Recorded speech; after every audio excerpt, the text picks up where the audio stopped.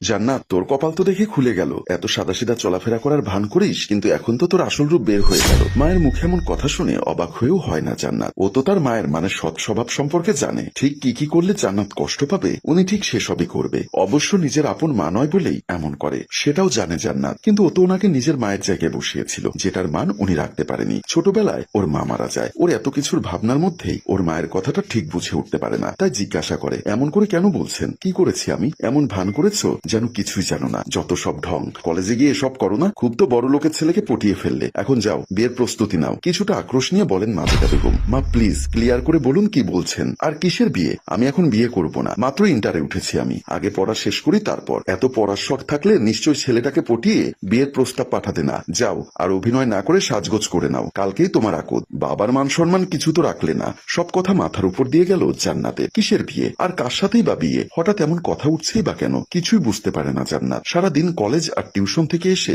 এত চাপ নিতে পারে না ও। চুপচাপ নিজের বরাদ্দকৃত রুমে গিয়ে রেস্ট করতে চায়। সেখানেও শান্তি নেই। জেরিন এসে ওকে দেখে বলতে শুরু করে, বা তুমি তো দেখি খুব ফার্স্ট। কলেজে তো প্রয়োজন ব্যতীত কোনো কথা বলিস না। তা ছেলেটাকে কখন বশ করে ফেললি? জেরিনও সৎ বোন, কিন্তু একদম সমবয়সী বলা চলে। ওর মায়ের আগের পক্ষের মেয়ে, তাও বাবা ওকে কত আদর করে। শুনলাম বড়লোক ঘরের ছেলে। বাবার দোকানে গিয়ে নিজে প্রস্তাব দিয়েছে। বাবা যখন বড়লোক ঘরে মেয়ে দিবে না বলেছে, ঠিক তখনই তোদের প্রেম কীর্তি ফাঁস করে দিল। খুব তো চালাক মনে করিস নিজেকে। তাই তো ভাবছিলি বড়লোক ছেলেকে দেখে বাবা মেনে নেবে আর তোর ভালো মানুষের রূপ থেকে যাবে। কিন্তু দেখ, বাবা এখন আর তোকে সহ্য করতে পারবে না। সব শুনে বাবা বলেছে কালকে বাসায় চলে আসতে। কালকেই আকদ সেরে কোনো অনুষ্ঠান ছাড়া তোকে তাদের বাড়ি তুলে দিবে। বিদায় হবি এবার তুই, আর আমি একটু শান্তিতে থাকতে পারবো। এক নাগারে কথা বলে চলে যায় জেরিন। এদিকে জেরিনের কথা শুনে পাগল হয়ে যায় জান্নাত। আর ওরা সবাই বুঝছে না কেন? ও কোনো ছেলেকেই চেনে না। এই জীবনে ওর কোনো ছেলে বন্ধু পর্যন্ত হয়নি। একটাই মেয়ে ফ্রেন্ড ওর, তানিশা। কারোর সাথে তেমন মিশতে পারে না ও। এত চাপও নিতে পারে না ও। যা হয় সকালে দেখা যাবে, এরকম ভেবেই ঘুমিয়ে পড়ে জান্নাত।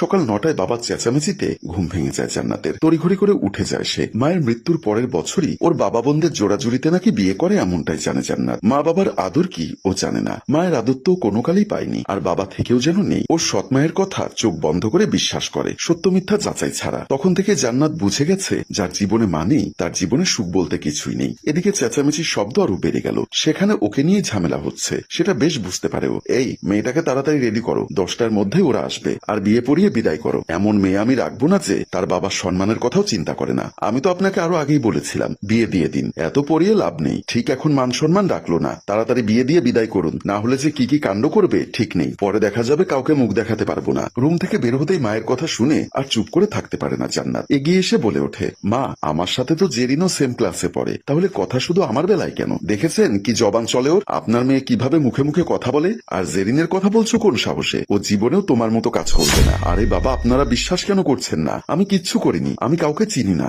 আমার সাথে কোনো ছেলের কোনো সম্পর্ক নেই, আর আমি এখন বিয়েও করব না। বাবা ধমক দিয়ে বলল, খবরদার, আমার আর কিচ্ছু শুনতে ইচ্ছা করছে না। সকালবেলা কোনো তামাশা করবে না। আর শোনো, মেয়েকে রেডি করে দাও। মাজেদা বেগমকে বলেই হনহন করে চলে যায় ইমতিয়াজ আহমেদ। জান্নাতের মনে এক প্রকার ক্ষোভ চলে আসে। কিছু না জেনেই রাগে জিদে বিয়েতে রাজি হয়ে যায়। ঠিক আছে আম্মু, আপনারা যেহেতু চাচ্ছেন আমি বিয়েতে রাজি। ঢং কত!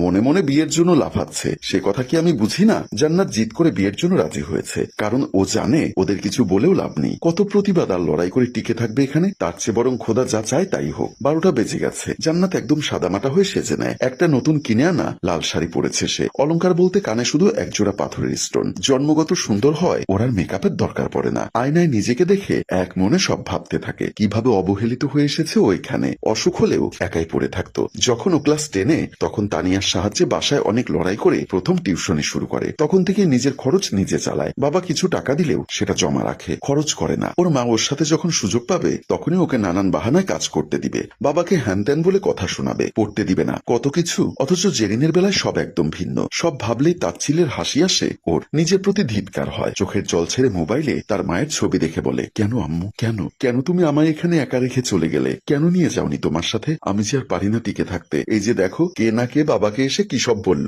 আর বাবা আমাকে বিয়ে দিয়ে দিচ্ছে। অথচ আমি এখনো জানি না কার সাথে আমার বিয়ে হবে। মানুষটা কেমন কিচ্ছু জানি না। আমার কথা কেউ মানবেও না। হঠাৎ কাঁদতে শুরু করে জান্নাত। ওদিকে মা, জান্নাতের বর এত সুন্দর হবে, হ্যাপি বড় লোক আছে, সাথে এত সুন্দর, আমার তো সহ্য হচ্ছে না। জেরিনের এমন মন্তব্যে মাজেদা বেগম ফুঁসে ওঠে। কি চালাক দেখেছিস? কেমন ছেলে ফাঁসিয়ে নিল। আর ছেলেটা ওর দিকে না দেখে তোর দিকেও তো তাকাতে পারতো। পোড়া কপাল তোর, আমারই মতো হবি। মায়ের কথায় আরো হিংসায় জ্বলে ওঠে জেরিন। রুমে গিয়ে জান্নাতকে দেখে আর রেগে যায়, কিন্তু চুপচাপ সব হজম করে। করে। গতকাল সব বললে, তোমার নাম তো বললে না। ছেলেটার দিকে তাকিয়ে জিজ্ঞাসা করে ইমতিয়াজ আহমেদ। জি, আমি তাসাউফ ইবনে ইসহাক, নিজের বিজনেস আছে। আর বাকি সব তো গতকাল বললাম আপনাকে। আমি কিন্তু কাজীকে আসতে বলেছি, আপনারা ওকে নিয়ে আসুন তাড়াতাড়ি প্লিজ, আমার তাড়া আছে। নিজেকে সামলে নিয়ে ওনাদের সামনে যায় জান্নাত। নিজের মা বাবা আর জেরিন ছাড়া ও কাউকে চিনতে পারছে না। আগে দেখেছে বলেও মনে হয় না, চিনতে পারছে না। অথচ ছেলেটা কেন মিথ্যা বলল, ওকে ওর পরিবারের সামনে চরিত্রহীনা বানিয়ে দিল। মনে একরাশ ঘৃণা তৈরি হয় ছেলেটার প্রতি। এতক্ষণ নিজেকে ঠিক রাখলেও এখন আর ও ঠিক রাখতে পারছে না। কিভাবে এই ছেলেটাকে বিয়ে করবো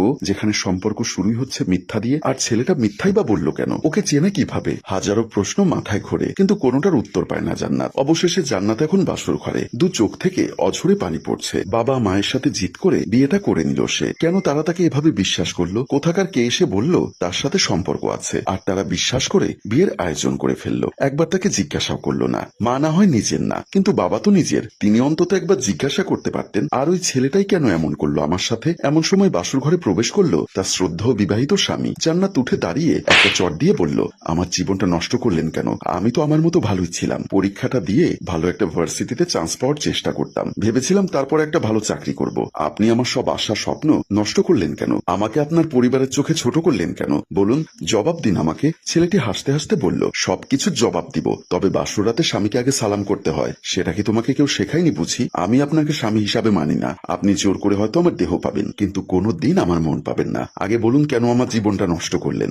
সম্মানিত ভিউয়ার্স, আমাদের আজকের গল্পটির এই পর্যায়ে টান টান উত্তেজনা রেখে এখানেই বিদায় নিচ্ছি। দ্বিতীয় পর্ব দেখতে চাইলে বেশি বেশি কমেন্ট এবং শেয়ার করে আমাদের সাথেই থাকবেন। ধন্যবাদ। গল্পটির ভাবনা ও পরিচালনায় অভি, ক্যামেরায় শিহাব ও শাকিল এবং প্রযোজনায় মঞ্জুর মোর্শেদ। ধন্যবাদ।